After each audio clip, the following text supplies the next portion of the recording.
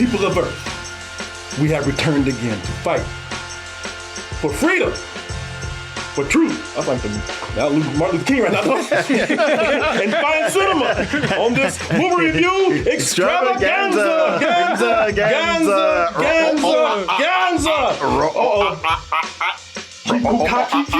People, it is I once again, Corey Pride, as I return to act like a damn fool to get on this man's nerves. And, what are you, a misinformed cactus? What you? You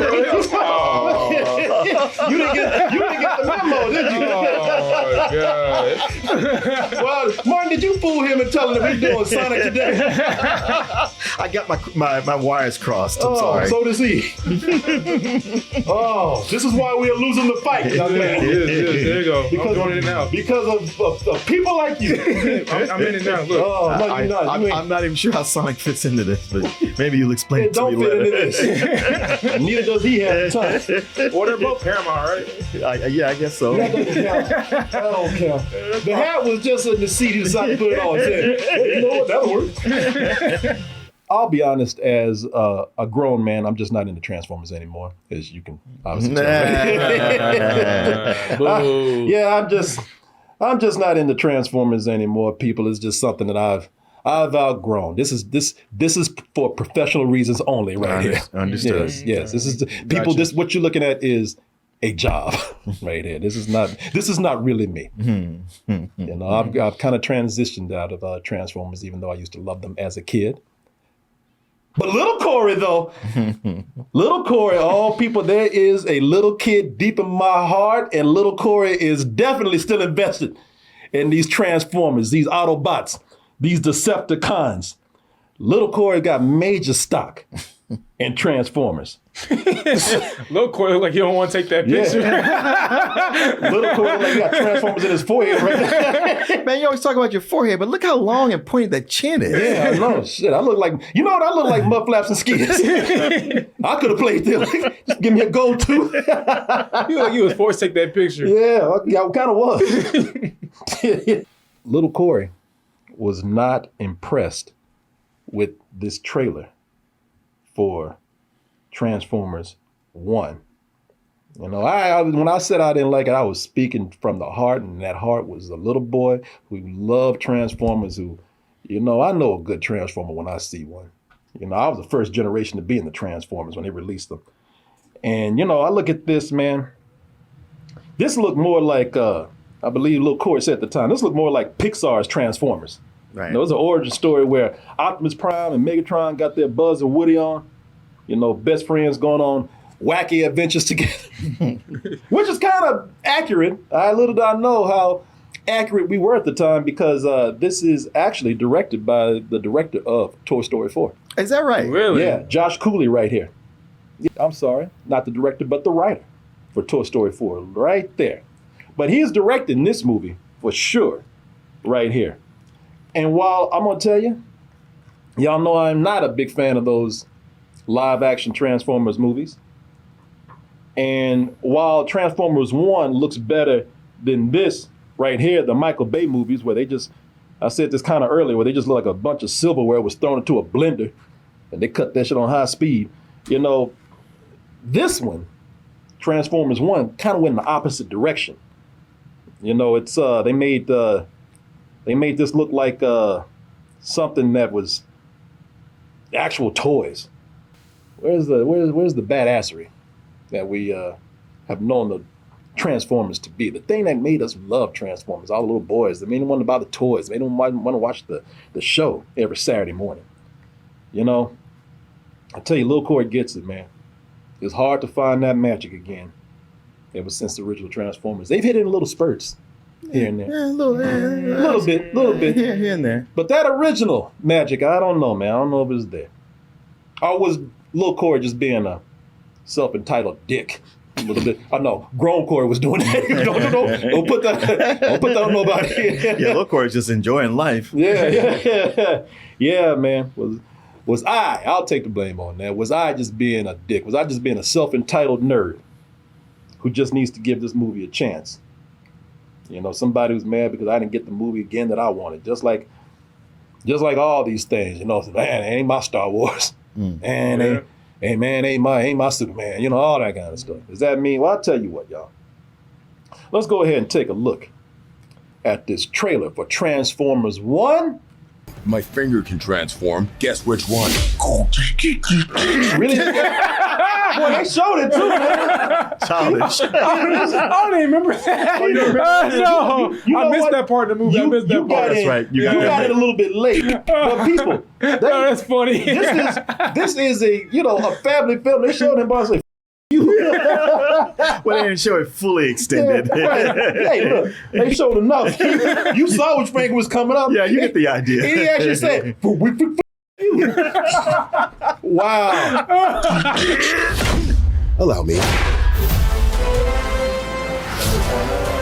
Before they were Transformers that we know as Optimus Prime and Megatron, they were Buzz and they were they were Orion Pax and D16, and they were born without a transforming cog in their bodies, so they couldn't even turn into anything at the time. So that made them just lowly miners in the caves of Cybertron, mining for energon. And it's not a desirable job, but at least they have their friendship to keep them going, man. And while D16 is happy to follow the rules and just happy to do his job, Orion here, man, he said, listen, I got bigger dreams than this bullshit right here.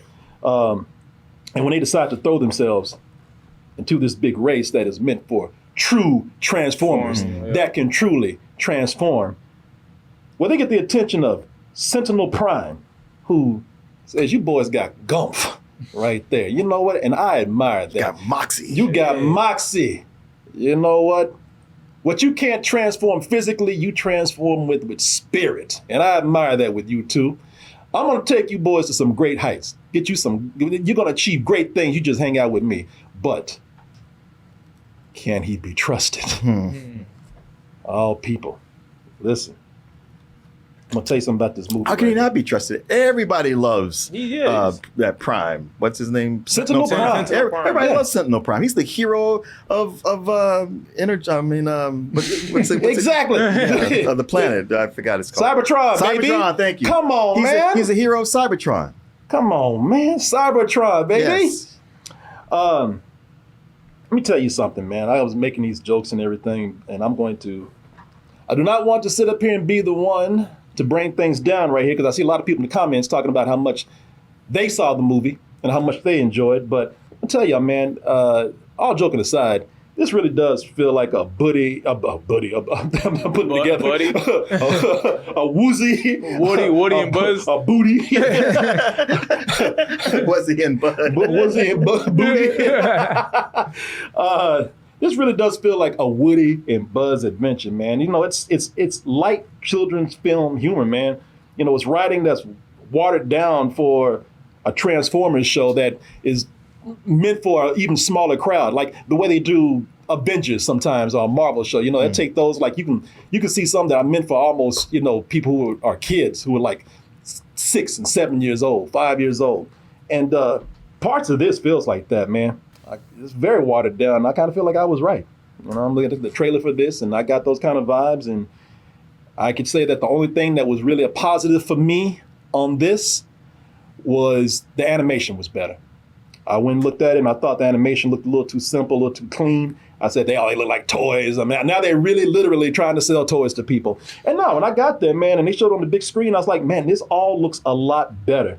I think it works better as far as giving us one of the better depictions of Cybertron, which now feels more built out, feels like an actual city. Cybertron feels like an actual world, because of even in some of the live action movies and in animation of the past, when they go to Cybertron, sometimes Cybertron can feel like it's a little barren. It did. Yeah. It's only populated by the toys or the main characters. Ain't nobody else around. Ain't nobody there. No, here, it feels like Cybertron is a world.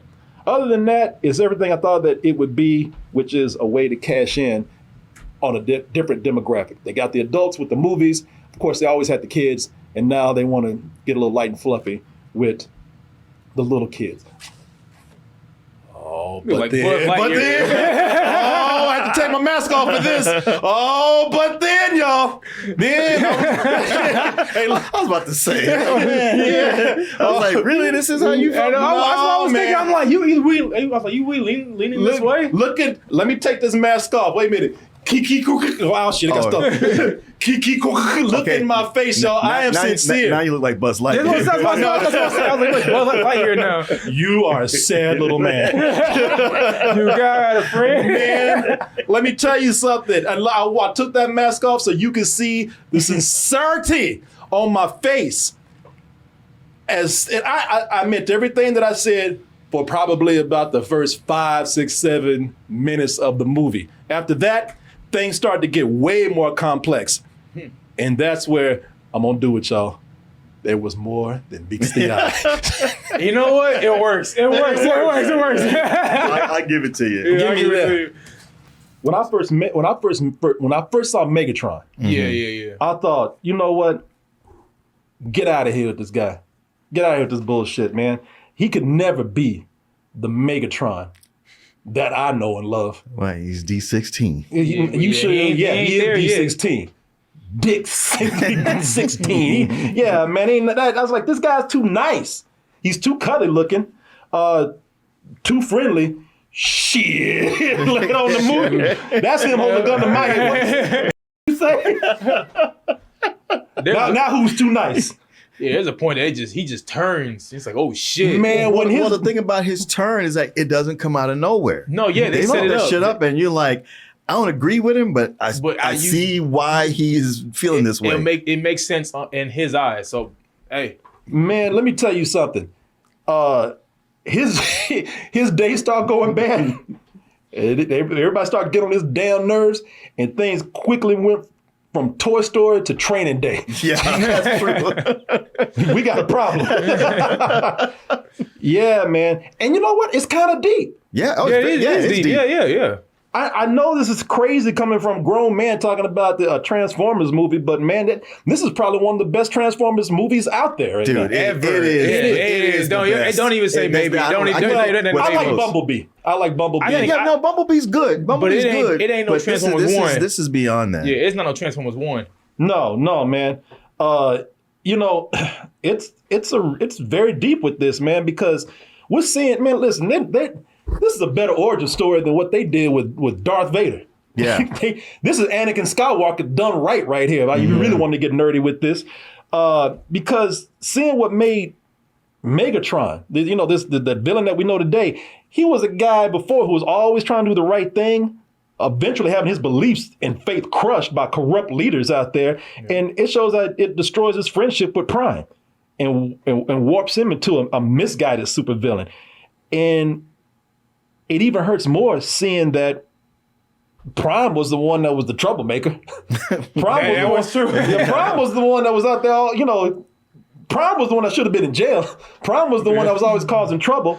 D16, who would later be Megatron, was the one that was always trying to get his back and keep him out of trouble. But that's what did even more, that he was always wanting to follow the rules and look up to our leaders and go to church every Sunday. Yeah. I mean, this movie is very anti-religion, government, establishment, all of that. Not so much anti, but it's like, man, question these people. Don't just take everything on faith. He blindly followed everything that he was told and paid a price for it by this guy right here. That's one of the big that's Sentinel Prime right there, voiced by John Hamm. Look, we see Prime today, and everybody thinks that, he was always the responsible. Uh-huh. He was always leading. Megatron was the one who was always getting his back. Back in the day, Optimus Prime, who was Orion Pax, he might as well just been a frat boy. On your marks.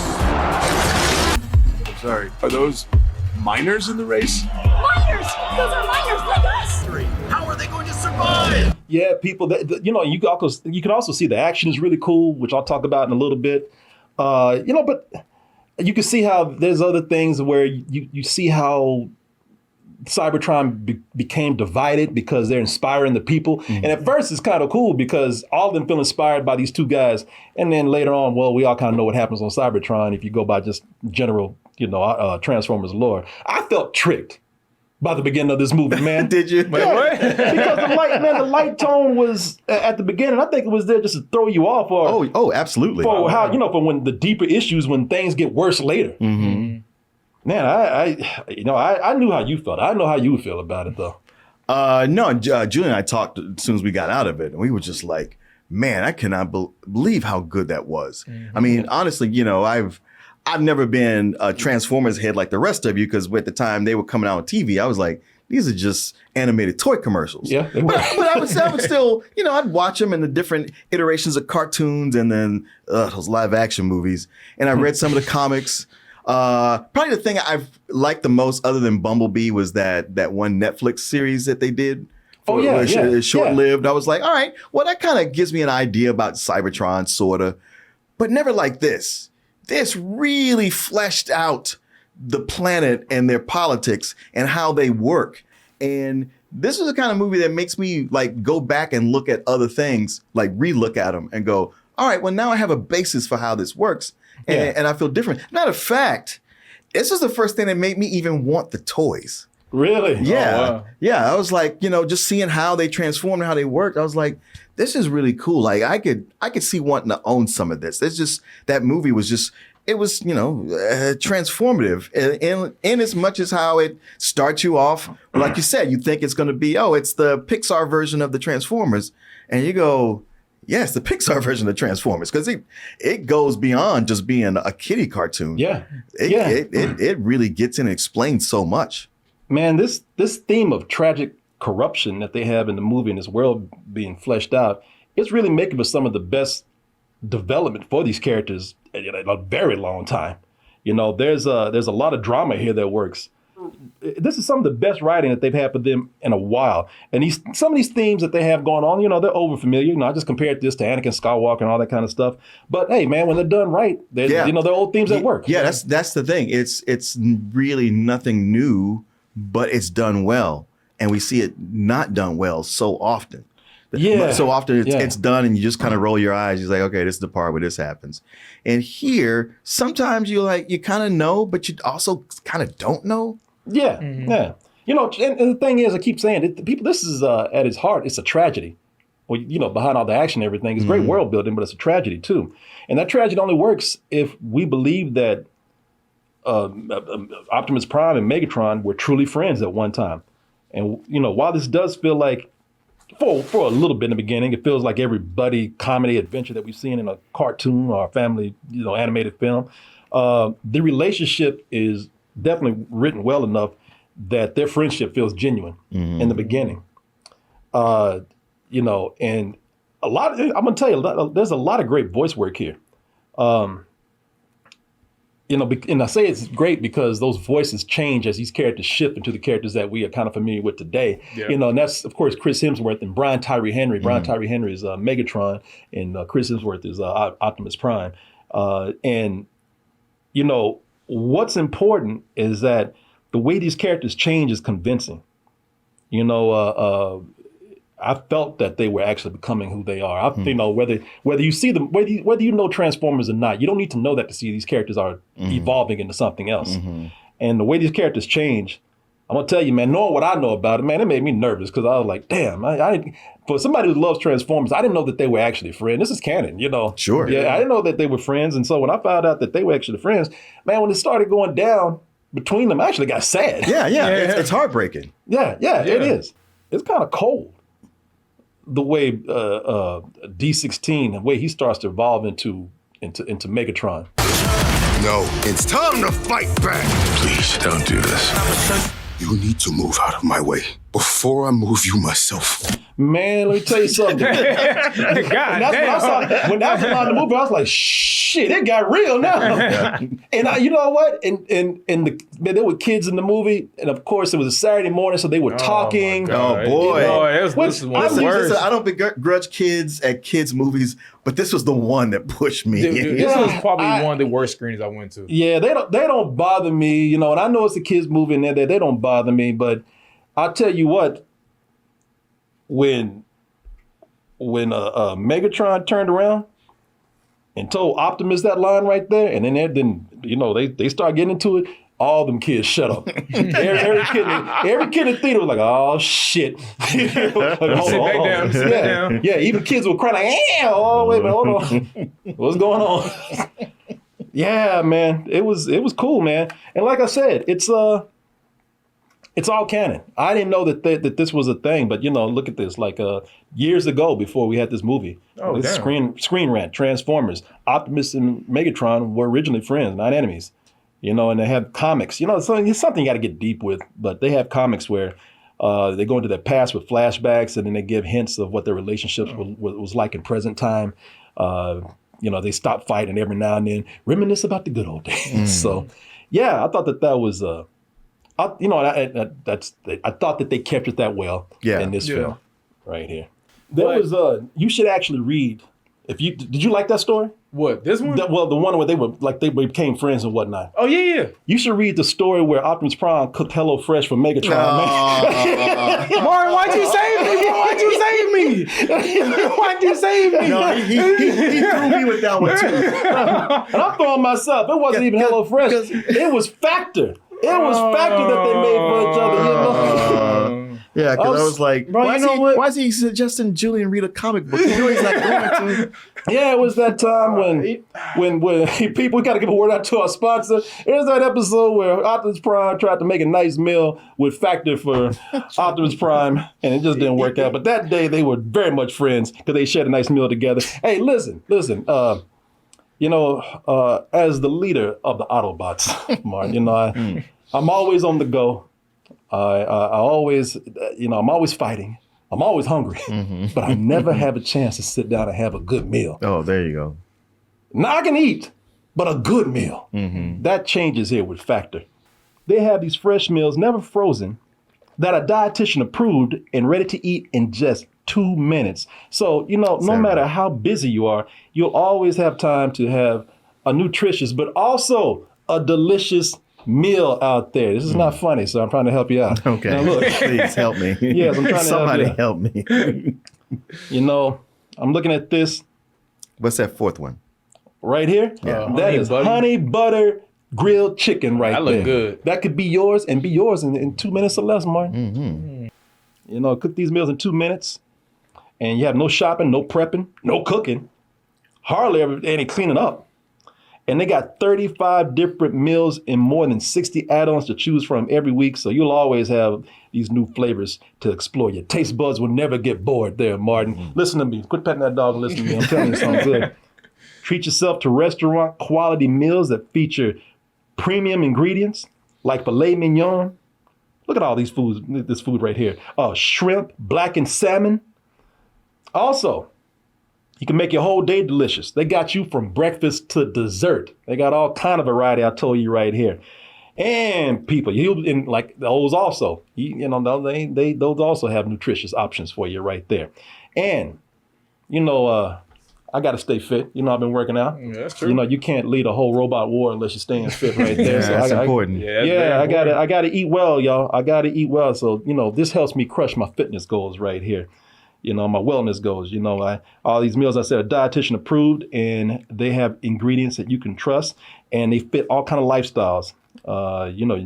Manage your calories with your protein take, or you can avoid meat, or simply eat a well-balanced meal. Have a little bit of both worlds in there. Ooh-wee, you are hungry right now. Factor can't get into my belly fast enough. Well, slow down there, because I got a deal for you that's going to make it even more delicious. Check this out. Head to factormeals.com/toasted50 and use the code toasted50 to get 50% off your first box plus 20% off your next month. I want to thank Factor for helping us keep the edge on the war with the Decepticons with these delicious meals right here, and also saving us time. Yeah, an army marches on its stomach. It does, or in this case, rolls on its stomach. I want to thank them for sponsoring this portion of the show, and I want to thank all of you out there for your support. All right, getting back into things right here. Oh, you gonna get it. You know what's crazy? One of these days. He hasn't done an ad like that in a while. Yeah, it's been a while. I can't keep doing it, man. Otherwise, you'll get too wise to me. Yeah, I thought we scared him off with that Ghostbuster. No, y'all, you will never scare me up. I'll be back. can't kill me. Oh, people, the great Corybus Prime. I was talking about the voice work with Chris Hemsworth and Brian Tyrese Henry, and I think a lot of good voice work is done in here. Steve Buscemi is great at Starscream. Man. Yeah, he is. He's a great homage to the original voice. Yeah. You know, because he always talk like this, Megatron. He was like super angry the whole He time. really is. He really is. And Scarlett Johansson as Alita 1. Great voice work from her. I would just say Alita's probably not the most memorable character. She's pretty much the straight woman to both. True, which is usually the case with these. But I did like her character where she was just like, I got to put up with these two idiots. Yeah, and she wouldn't want to be there. Yeah, and the way she hates Orion Pax for good reason. Yeah, she's kind of on board with our D16. Both of them are like, this guy's an asshole. She's like, hey, that's your friend. Yeah, she can't stand either one of them. She's like the straight woman to those two. I do really like John Hamm as Single Prime because he's just a sleazy bro in this, man. He plays characters like this a lot. yeah, man. He's really into it too. Like he's sleazy from the start. Yeah. Even before the reveal, you're like, I don't trust this guy. Now here's a complaint, and it's a small one, and I think some people are going to be divided on this. Keegan Michael Key as Bumblebee. Oh, that's who played him. Yeah, I think that he's annoying sometimes. I think that's Bumblebee's character. Everybody's saying that Bumblebee character. No, it's not. No, he's not. He's like Optimus Prime's side-hand man. And he's not, and he's not as straight-laced as Optimus, but he's not a goofball like this. So is it Jazz? Because I know one of them is always mouthing off. But it's not Bumblebee. Okay. Bumblebee's pretty cool. You know, it's I thought they just made him too comical here. It's not me looking at the character be like, he ain't like the character I remember. No, I thought the character, if I didn't know anything about the movie, I thought the character was like, all right, sometimes he's annoying. But sometimes when he has a funny line, and I will say this just real quick. He works best when he's actually kind of, when there's inside humor going on, because every now and then he'll make a joke. Like he makes fun of another toy line. I won't tell you what it is. You'll hear it. And also, he makes fun of the Transformers toy line. Look, that's Starscream, and you're Shockwave and Soundwave. Enough. Gosh, raise your hand if Wave is in your name. There's a lot of Wave. And that's based on the toys, Yeah. So it's a fun inside joke right there, What were you gonna say? Oh, I just found he brought a lot of personality to it, and that is a tricky thing because it's easy for it to be too much to where you're like, all right, enough with the script doctoring, just tossing in stuff. Yeah. But I thought he did it well. For you, it was too much. For me, it was just right. Yeah, I really don't like that character, to be honest with you. But Damn. I like him in parts because there are some really funny scenes with him. Okay, so you don't like too much of him. Yeah, I thought it was too much. That's fair. That's fair. Not only is the story clear, but the action is definitely clear. I look at something like, and this is cool. This is what is cool about this, because this is something like Transformers the movie, where they get more violent than the average family film because they're robots. Oh yeah, So they can shoot each other, tear each other apart, stab each other, and slice each other. And they're robots. They're people like, so if your kid gets too scared, they'll be like, oh, they can build them up again. It's all right. Quit crying. Quit being a little bitch. The designs are simpler. And like I said, at first I thought that they looked like actual toys, but man, the animation in this, hold on. Don't you say it. The animation in this is, I think it's so good, man. And I even admitted that when I saw the first trailer. I said, you know what? If anything, I got to give it to this movie. It looks like they got some really cool action scenes in here. But these trailers aren't even showing you most of the stuff that you see in the movie. Yeah, as much as that trailer tells you so much, it doesn't tell you everything. There's a lot more to it. Yeah. Man, like I said, man, this at times does feel like an episode from not just a Transformers cartoon show, but any cartoon show, especially those that were written for toys back at the time. But consider this, it's one of those better written episodes where, either they, later, a few years later, they did a reboot of the show and they took it more seriously, or, they had that one episode where everybody was like, man, look, I know it's this, but man, that one episode, that was pretty deep for that show. This is actually the whole movie right here. The extra effort is felt. And so is the emotion in this. But it still keeps in mind the main priority to be fun and also to write these characters, man.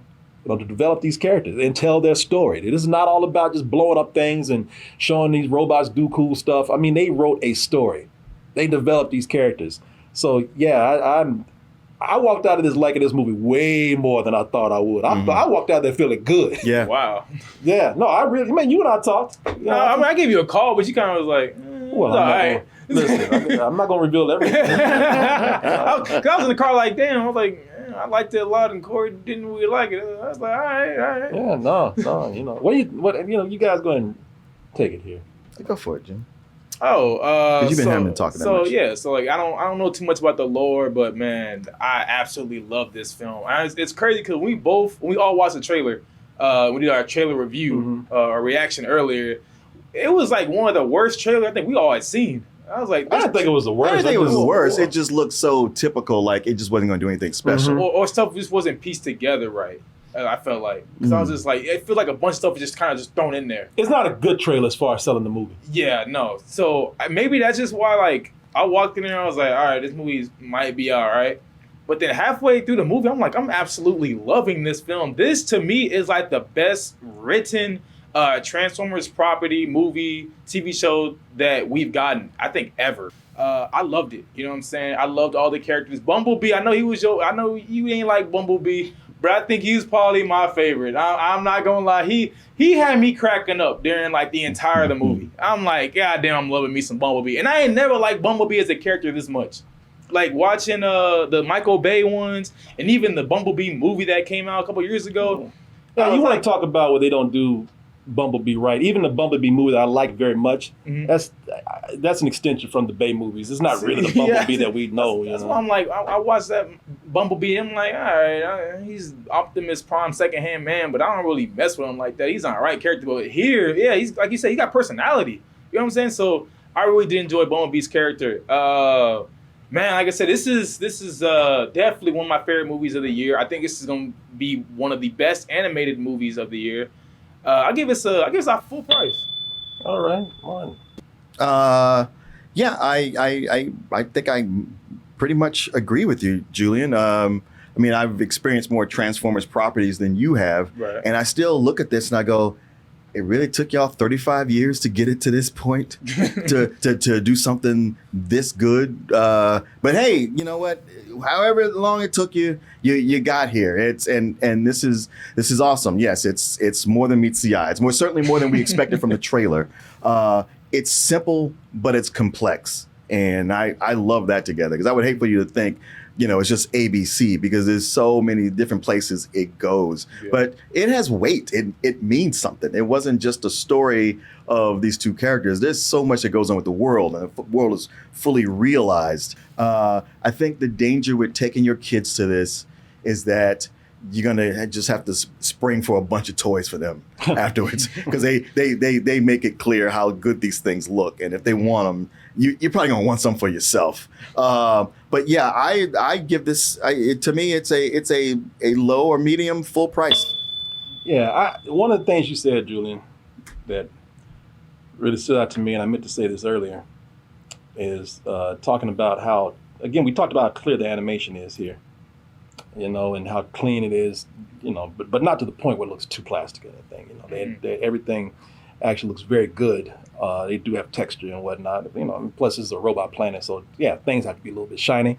But best of all, it's nice to see them have actual faces that don't look like food processors, where we can actually see them emote. Now, I can't say that this is something that's on the level of Inside Out 2. I don't think that this is probably the good. I think there's going to be some other animated films that come out that will probably be better than this. But yeah. I mean, this is it's a fun film. My rating's going to be lower than y'all because I do, like I said, it does feel like, at certain points, like, I would say Saturday morning cartoons, but they don't make that anymore. An episode of a cartoon you would see on TV.